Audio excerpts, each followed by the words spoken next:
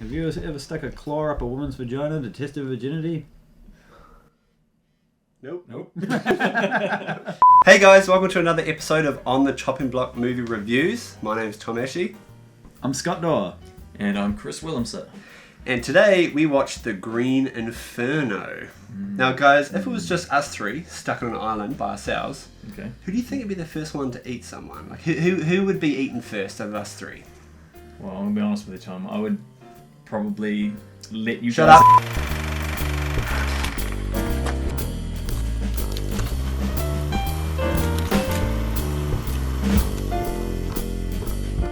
Green Inferno is directed by Eli Roth and is written also by Eli Roth and Guillermo Amadeo.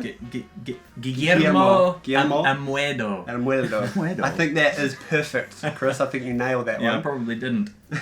The film stars quite a large ensemble of cast members. Yeah, no real big names in this one at all. I mean, I suppose that's not uncommon for old Eli Roth, though, Yeah. is it? So... Just old Spy Kids. Yeah, Jenny from Spy Kids is in this movie.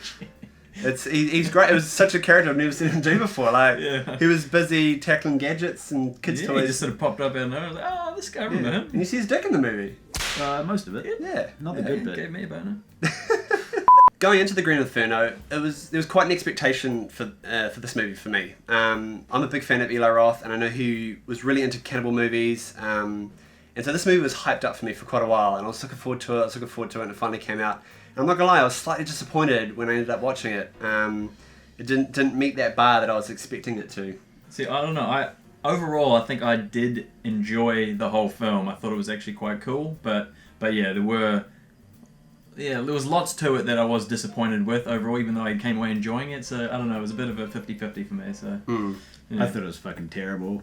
For a guy who's directed Scott. so many better movies. Just ignore this beforehand. dude 100%. He doesn't get good art. He doesn't know art. He just doesn't know. He doesn't It understand. was a different kind of art in which, I didn't understand it. It went shit. That's So pretty for me, The Green Inferno follows a group of young university students who become activists and travel to somewhere in South America. the deep rainforest. The deep rainforest. Is it Peru? I think it is. I think you're right. Peru. Yeah. Well done. I didn't pick up on that. I think. So they travel in there. They're going to do some activism to try and stop the cutting down on the rainforest and the exploitation of the tribes that live within the rainforest. Very similar to Avatar. Same setup as Avatar. Essentially the same as Avatar. Yeah, okay, similar setup, I guess. Yes. Different setup. vibe. Yeah. Actually, quite similar setup to real life. This actually happens.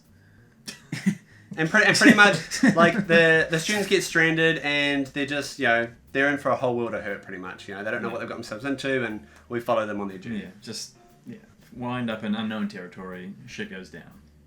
My first gripe with this film wasn't the first thing I noticed, but I was expecting this movie to be about cannibals and people getting stuck with cannibals and how do they get out of the situation. Which essentially is what it is. But it doesn't get to that point till exactly halfway through the movie. They fucked around so much at the beginning. I guess that's part of the tension, though, is they're building up this whole thing. I guess a lot of people going into the Green Inferno wouldn't know, unless they know Eli Roth, they know his passions and stuff. It's really this drama that builds up, this tension builds up with this group, and there's some tension in between all the characters. They've all got their gripes with one another. And I thought going into the Amazon, they do their thing, and then all of a sudden you think they're going to get away with it, but then they're actually thrusted into the, and it kind of took me by surprise. It kind of happened at a point where I didn't think it was going to happen, and it worked out quite well because then I knew now things are going to happen. Things are going to happen now. Things are going to happen now. I think on that point as well. Like when I was watching it, I kind of felt like the beginning was quite slow. It was as well, but when it got to the action and everything that was going down, it kind of, all the stuff where I was thinking it was slow kind of made sense to me. Like by then, so I kind of took that back. Yeah. You know what I mean? So I don't know. Well, we're on the fact of the first half of the movie. We get introduced to our main character, Lorenza Iso, who plays your main protagonist in the film. She's at university and she meets this activist group, but she's got this roommate with her. Her roommate, and I don't think I've seen that shitty acting, that hardcore bad in my entire life. On a feature film. I don't like to be cruel, but it was pretty poor. Yeah. I also think it was the writing as well. She had some shitty dialogue. Or that she was such a big actress that Eli Roth just was worried about giving her direction. But then again, she was a kind of unknown. I couldn't figure out why he should have directed her better as far as performance goes. Because I was sitting through the movie, and I turned to my friend and I was like, is that shitty acting, or is that just me? And I was took me by surprise. It was weird. It bothered me through the whole thing. Yeah, I was like, if she is going to continue being in this movie, I will turn it off. But luckily, she's not, so it's great. I hated the fact that they took her out of the movie so soon. Of course, why are you even here? I was like, her acting was so abysmal, but it was funny. No, it wasn't even bad. funny. It wasn't funny. It was funny funny. because it was bad, and because the humor in the rest of the movie was so patchy and offbeat, like in different levels all over the place. What do you expect when you're being held by cannibals? You can't just make comedy happen like that. Shit's weird and random. What the? Well, she was weird and random, and that's why I thought she was she could have bad held and weird and random. She could have had the movie was.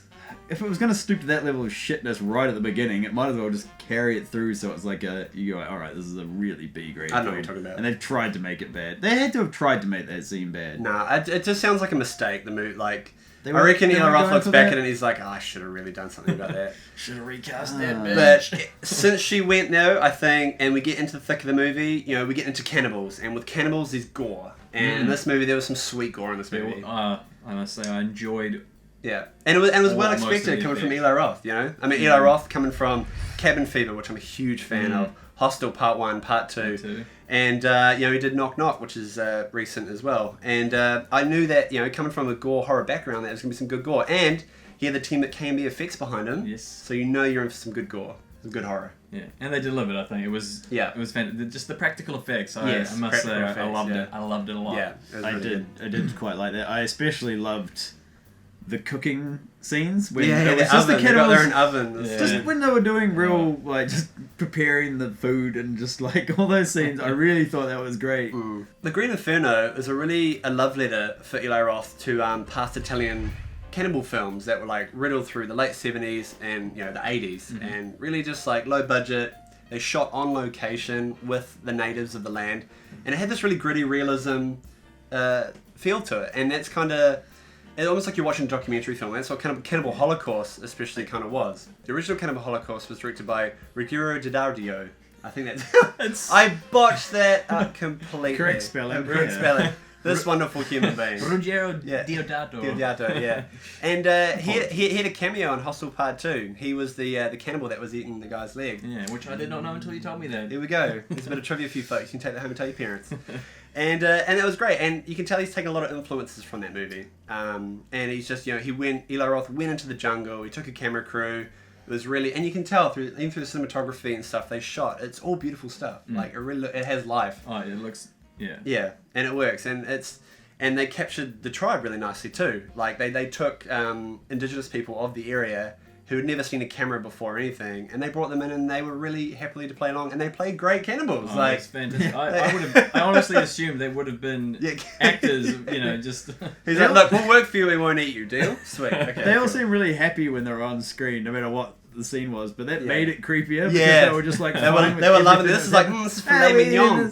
Filet mignon. Even like some of the children and stuff. Yeah. Like, they were just the roles they played were fantastic. I would not have guessed they were just actual natives who'd never had anything to do with a film crew before. Just fantastic. Yeah, it's great.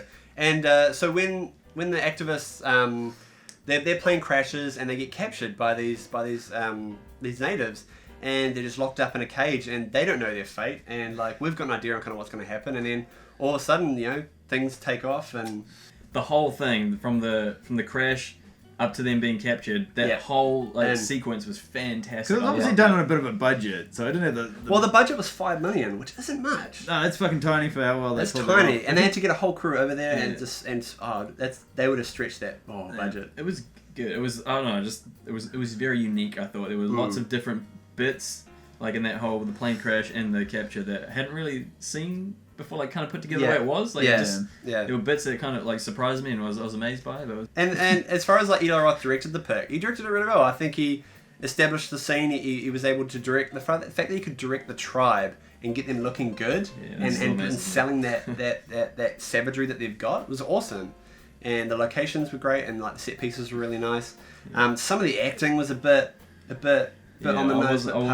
I I wasn't sold on all the Yeah. acting overall. Any of the acting, none of them. Some of the Except the tribe. characters. The tribe was good. Yeah, The tribe. non-actors were the best actors. Who would've And, like, thought? I didn't like the characters. Like, every single character was a fish out of water, despite the fact that they were all... They were supposed to... I don't know, if you're an activist going to the rainforest to do something, you'd think you'd prepare and you'd think about things before you get there. But it's just like, the moment they land in the other country, like in the South America, they're just like, oh, why are the people doing this? Like, even just like the civilized people Yeah. were like... Yeah, like Just I've never been thrown into a situation like that, everyone's- so I don't know how Yeah. how the heck it Everyone works. just But got grumpy at people and just... I don't know, they're all assholes, really. Every single main that character. is in this one of film the was an points I thought when watching it as well. Just that every character just was. I didn't Mm. relate to anyone. They all seemed Nah. like a dickhead. Like Yeah. They were just ignorant Just- and stupid. Like, it's like... With this film, like, it's not... Don't go into expecting a jump scare horror movie. No. This one is Nah, not a it's jump more scare for horror movie. creep gore. There is one jump scare in it, and it's okay, but like this is like it's a straight up like gore movie. And honestly, I thought there wasn't as much gore as there should have been. I was expecting like real kind of like just pouring rain blood out of there, but it just Yeah. they were quite tame on it. I don't know whether it was budget restriction or Yeah, I don't know. just they didn't have time to do it. But I would like to see a bit more gore in there for a cannibal film, especially one that he's Yeah. kind of Yeah, I agree. trying to make like in the 80s. It's like exploitation. You want to make it gory. You want to just see it. You know. yeah, with what they had, I thought was Yeah. really cool, but there just wasn't enough of it throughout. Yeah. Like, there could have Yeah. easily have been so much more. Yeah. But No, totally.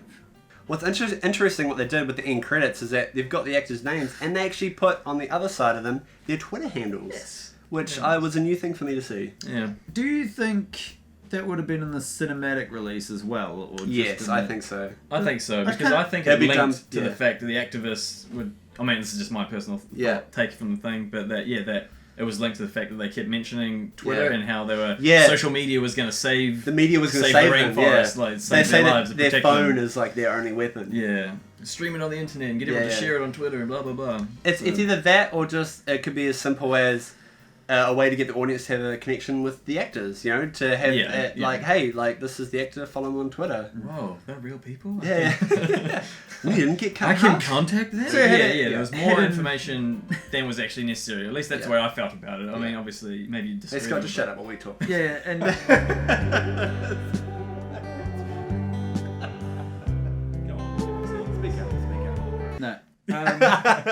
So overall, I actually liked the movie, even though all the bad things I've said about it. It was kind of what it gave me from a gory, cannibal film was exactly what I wanted, minus maybe a little more use of the gore.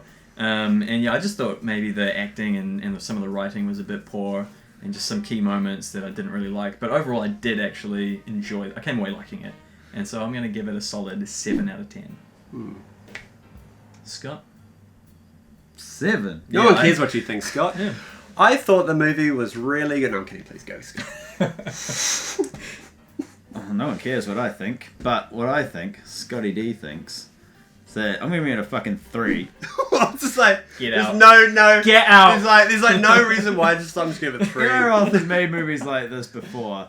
He could have made it kind of like self-aware of itself being stupid, which would have been fine, or gone the other way. It would have and ruined made it though. That wasn't the grim. point. If it's being, it's not. I don't know. There's like levels. No. And you can either hit one or the other, but don't kind of weird. If it was being silly for the sake of being silly, mesh it wouldn't the have two. worked. I thought the positives outweighed the negatives. I did like anything cannibalistic in the movie. All the gore stuff was great. If you're into like gore porn, no, what's it? Torture porn?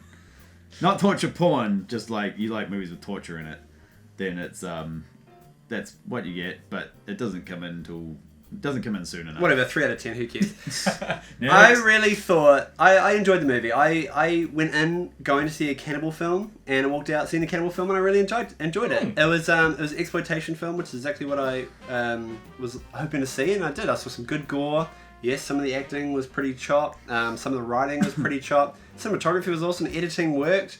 And I love how Eli Roth made a love letter to Cannibal Holocaust, and I'm a big fan of Eli Roth, and I'll constantly follow his work. It's great, and I got to see him do that version of the movie that he wanted to do, and it was great, and it seems like he had a really good time. Like, you look at all the behind-the-scenes photos and images, he had a great time. It did look fun to make. I'll give him that. Yeah.